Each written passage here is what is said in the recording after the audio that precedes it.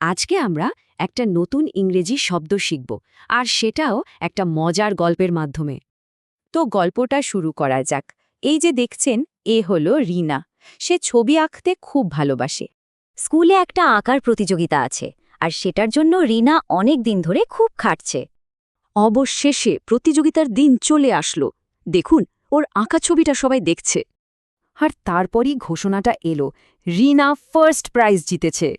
ভাবুন তো একবার, সবাই তালি দিচ্ছে, টিচাররা প্রশংসা করছেন, বন্ধুরা আনন্দে চিৎকার করে উঠছে। এই যে সবাই মিলে প্রকাশ্যে এত প্রশংসা করছে, এটার জন্য ইংরেজিতে একটা দারুণ শব্দ আছে। শব্দটা হলো ACCLAIM, মানে হলো কোনো বড় কাজের জন্য পাওয়া জোরালো প্রকাশ্য প্রশংসা। মনে রাখবেন, এটা একটা বিশেষ্য বা নাউন, আর এর মানে হল অনেক সম্মান আর প্রশংসা। আচ্ছা, চলুন তো দেখি বাস্তব জীবনে এই অ্যাক্লেইম শব্দটা কিভাবে ব্যবহার করা হয়। যেমন ধরুন, একটা কোম্পানি দারুণ একটা ফোন বানানোর জন্য ব্যাপক অ্যাক্লেইম বা প্রশংসা পেল। বা ধরুন, একজন অভিনেতা তার অসাধারণ অভিনয়ের জন্য সবার কাছ থেকে অ্যাক্লেইম পেলেন। ঠিক তেমনি একজন বিজ্ঞানী তার আবিষ্কারের জন্য বিশ্বজোড়া এক্লেম পেতে পারেন।